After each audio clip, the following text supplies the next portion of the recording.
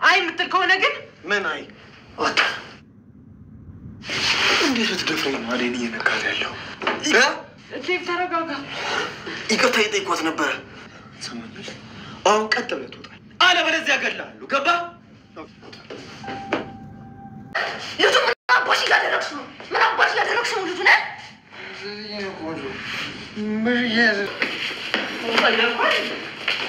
ነይ ቁጭ በይ አርፈሽ እንደዚህ ተደብድበሽ እያየሽ ምን ማለት ነው ታያለሽ እንዴ ቆይ ምን ሆነሽ ነው ከማን ጋር ተጣልተሽ ነው እንዴ ከሌሊ ጋር ተጣላችሁ እንዴ አዎ ትንሽ ተጋጭተን ነው ሌሊ ግን እስካሁን ልጅነቷ አልለቀቃትም ቆይሽ ለምን ተነካካችሁ እንዴ ሌሊ እኮ በጣም ጥሩ ሰው ነበረች በላይ ታደርጋት ነበር ባርኪ ቆይ ምን አድርጋ ነው ኤላን አስክረው እኮ አብረው ልታደርስ ስትል ነው የደረስኩባት ምን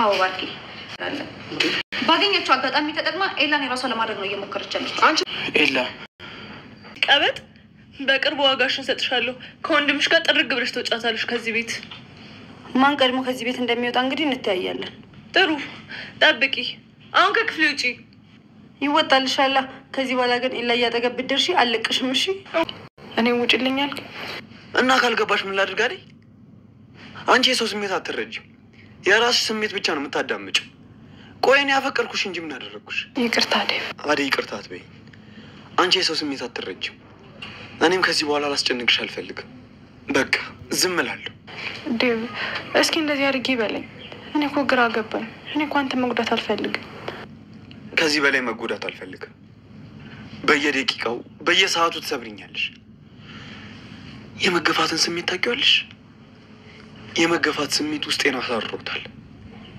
አደይ ቆይ እስኪ ንገሪኝ ለአንቺ የማልመጥን ሰው ነኝ እንዴ ወይስ ምንድነው ችግሩ ስንት ነገር አስረድቼ ለምን አዲስ ትሆናለህ እሺ እኔስ ለእኔ የሚሆን ቦታ የለሽም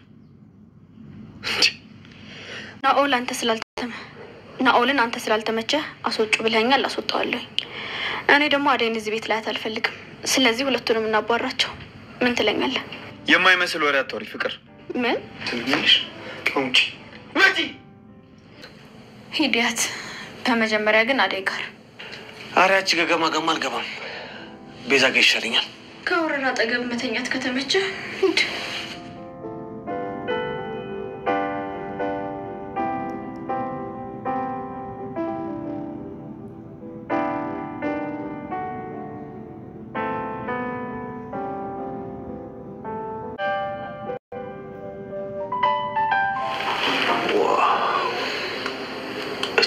ተንኮለኛዋ ፍቅር እንግዲህ ለተንኮለኝነት እኔ አልበቃም ሌላ ተጨማሪ ሰው ያስፈልገኛል በማለት እንግዲህ ናኦልን ጓደኛዬ ነው በማለት ወደ ቤቷ የጋበዘችው ፍቅር አሁንም ካዴጋ ስቃይ ያደረሰችባት ትገኛለች እስካሁን ከመጀመሪያው ጀምሮ ካዴሌ ስታደርገው የነበረው ነገር በይበልጡ ጨምራ ትገኛለች ሌላው እንግዲህ ለምለምና ኤላ ናቸው ደስ ብሏቸዋል በስተመጨረሻ ምክንያቱም እንግዲህ ኤላ እናት እንግዲህ ፈቅዳለታለች ደስ ብሏታል እንዲሁም ደግሞ ፋዘሩን ቀስ ያለች እንደምታናግረውና እንደምታሳምንለትም ቃል ገብታለች ሰላም ጤና ይስጥልኝ የቻናሌ ተከታታዮቼ ቤተሰቦቼ የሰላም ሀበሻ ቤተሰቦች በያላችሁበት ሰላማችሁ ይብዛል ለቤቴ አዲስ ይሆናችሁ የደውል ምልክቱን በመጫን ቤተሰብ ይሁኑ ነባር ቤተሰቦቼም ስለምታበረታቱኝ አብራችሁኝ ስላላችሁ እጅግ በጣም አመሰግናለሁ እንግዲህ አደይ ተከታታይ ድራማ ትናንትም ዛሬም ለቀዋል እጅግ በጣም እናመሰግናለን በክፍል 45 ምን ተፈጠረ ምን ሆነ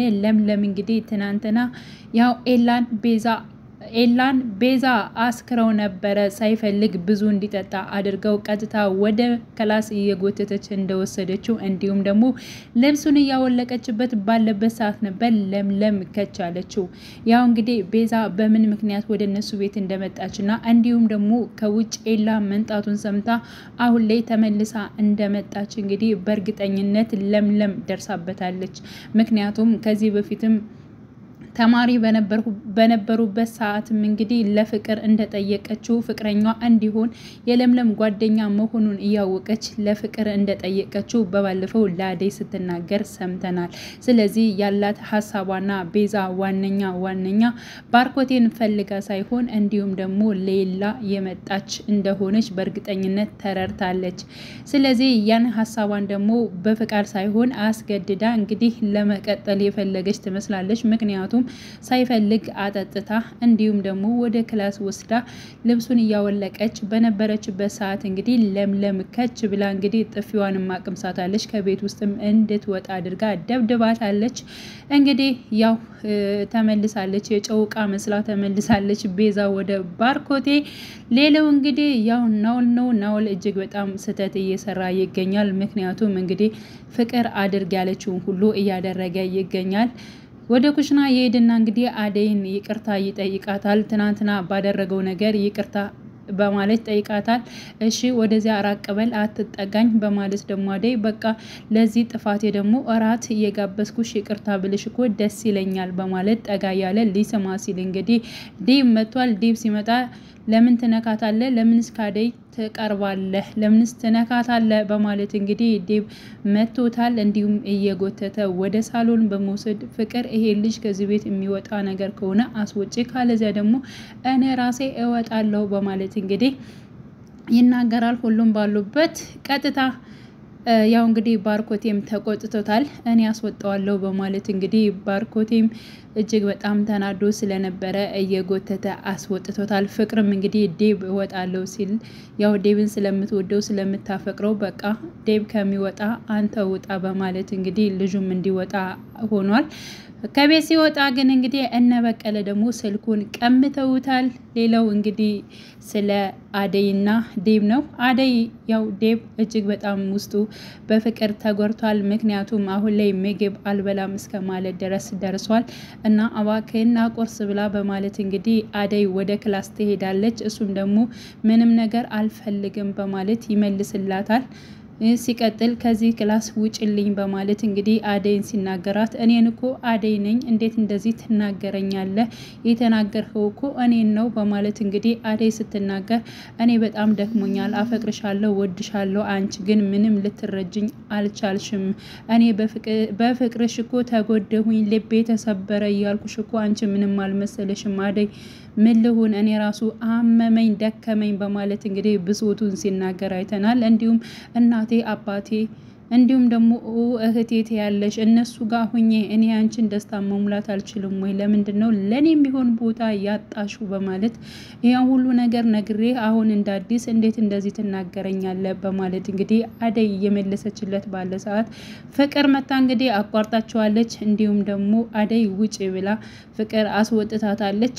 እንግዲህ ለምንድነው እንደዚህ የተናደርከው? በቃ ናውልን ከሆነ ናውል ከዚህ ቤት ይወጣል፣ አደይንም እናስወጣታለን። በቃ ናውል እንዲወጣ ከፈለክ አደይንም እኔም ማየት አልፈልግም። ስለዚህ እሷም ከዚህ ቤት እናስወጣትና እኛ በሰላም እንኖር በማለት ትመልስለታለች። ያው እንግዲህ ዴብ እጅግ በጣም ተናዶ ስለነበር በሀሳቧ በጣም ተበሳጭቶባት ስለነበር ከክላሴ ውጭልኝ በማለት ከክላስ አስወጥቷታል።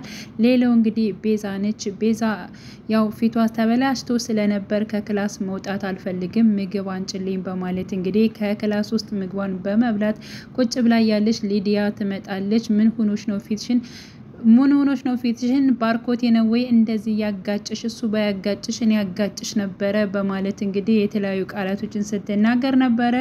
እንዲሁም እሷም አርፈሽ ውጭልኝ ከክላስ ምን ትሰሪያለሽ ከዚህ በማለት ከዚህ ቤት ከነ ወንድምሽ ነው ምን ጠቃርጌ የማስወጣሽ በማለት እንግዲህ ቤዛም በሰው ቤት አዛዥ ሆና ትገኛለች። እንግዲህ ያው ዲያም ከዚህ ቤት ማን ቀድሞ እንደሚወጣ እስኪ እናያለን በማለት ከክላስ ትወጣለች። ፍቅርም እንደዚያው ወደ ቤዛ ክላስ ሄዳ ነበረ። ቤዛን ተነስተሽ ለምን ስራ አትሰሪም? አደይ እንዳደይን ለምን አታግዣትም? አደይም በጣም ጎበዝ ነች፣ አንቺም እንደሷ ጎበዝ መሆን አለብሽ። በኋላ እሷ በሙያ እንዳትበልጥሽ፣ ምክንያቱም አደይ የባርኮቴ ፍቅረኛ ነበረች። ስለዚህ ምናልባት ቢያወዳደራችሁ እንዳትበልጥሽ ስለፈለኩ ነው በማለት ነገሮቿን ወይንም ደግሞ ተንኮሏን ጣል ታደርጋለች። ምን አይነት ነገር ነው የምታወሪው? እሷ መቼም የባርኮቴ ፍቅረኛ ልትሆን አትችልም የማይመስል ነገር አትናገሪ ሲቀጥል ተነስተሽ ስሪ የምትዩ እኔ ምን ሰራተኛ እመስልሻለሁ በማለት እንግዲህ ፍቅርን ስትናገራት ነበረ እንዲሁም ደግሞ ፍቅር የነገረቻትን ቃል በመያዝ እንግዲህ ወደ ኩሽና ወደ አደይ ሄዳ ነበረ ባርኮቴ ጋር ያላችሁ ነገር ምንድነው በማለት እንግዲህ አደይን ጠይቃት ነበር አደይም ደንገጥ በማለት እኔ ከባርኮቴ ጋር ምን ሊኖረን ይችላል ምንም ነገር የለም በማለት እና ፍቅር የተናገረችው ዝም ብላ ነው ፈጥራ ነው እንደዚህ ማይሆንም የሆነ ነገር አላችሁ በማለት ስታፋጥጣት አረ ምንም ነገር የለንም እኔ ባርኮቴ እንደ ወንድሜ ነው በቃ አንዳንድ ነገሮች ያመጣልኛል ሲቀጥል አንዳንድ ነገሮች እንማከራለን እንጂ እንደ ወንድምና እንደ እህት ነው የምንታየው አንቺ እንዳሰብሽው አይደለም በማለት እሱ ጋር ድርሽ እንዳትይ በማለት እንግዲህ ያው ገፍተር አርጋ ትሄዳለች እንግዲህ ቤዛ እጅግ በጣም አስቸጋሪ ሰው ነች ፍቅርና ቤዛ አንድ ናቸው ማለት ይቻላል ለኔ ያው ሊዲያ ትሻላለች እኔ ሊዲያ ተንኮል ሰራለች ዛሬም ካደይ ላይ ተንኮል ሰርታባታለች እንግዲህ ራሷ የበላችውን ወይንም ደግሞ የቀረበላትን ምግብ ከበላሽ በኋላ ለምን ትራፊ ትሰጭናለሽ በማለት እንግዲህ የተለያዩ ነገሮችን ስታደርስባት አይተናል እንዲሁም ደግሞ ለቤዛ ለሚደረግላት ነገር ላይ ቀንታለች ያው ሊዲያ ምክንያቱም አደይ ቤዛን ለምን ተንከባከቢያታለሽ ለምን ያለችውን ነገር ሁሉ ትሰሪላታለች ስለዚህ ከዛሬ በኋላ የሷን እንክብካቤ መቀነስ አለብሽ ስሪ ያለችሽን ሁሉ አትስሪ በቃ የተወሰነውን ስሪ ያልተወሰነውን ደግሞ አትስሪ በማለት እንግዲህ አደይንም ስታስጠነቅቃት ነበር እኔ ያዘዘችን ነው የምሰራው እንጂ ማንንም ከማንንም ጋር እየተፎካከርኩኝ አይደለም እባካችሁ አታሰቃዩኝ እንደዚህም አታድርጉኝ በማለት እንግዲህ ወደነ ፍቅር ቤት ተመልሶ ስለነበር ፍቅርን ለማግኘት እፈልጋለሁ በማለት እንግዲህ ወደ ቤት ሲገባ ዴቭን ከበር ላይ አግኝቶት ነበር ደግሞ ትናንትና ላደረኩት ነገር ይቅርታ በማለት እንግዲህ ይቅርታ ጠይቆ ድጋሚ ወደነ ፍቅር ቤት ተመልሷል ወደነ ፍቅር ቤት እንደገባ ግን ምንም ሳይቆይ አሁንም ተንኮሉን እንግዲህ ችግሬ እኔ አደይኔ ስለዚህ መጀመሪያ እሷን ማማረርና እሷን ከዚህ ቤት ማስወጣት አለብን እሱ ደግሞ ቤዛን ማየት ፈልጎ ስለነበር በመጀመር እኔ ቤዛ ጋር መሄድ ፈልጋለሁ ሲላት አሁን መሄድ ያለብህም ወይንም ደግሞ ማድረግ ያለብህ ቀጥታ አደይ ጋር ነው በማለት እንግዲህ እሱም ቀጥታ ወደ አደይ ጋር ወደ ክላሷ ሄዶ እንደዚሁ ልብሷን ገልቦ ይገኛል ምን ይፈጠራል ምን ይከሰታል የሚለውን እንግዲህ እዚህ ቤት የመቀጠሉና የመኖሩን ነገር እንግዲህ እያሳጠረ ይገኛል በገንዛጁ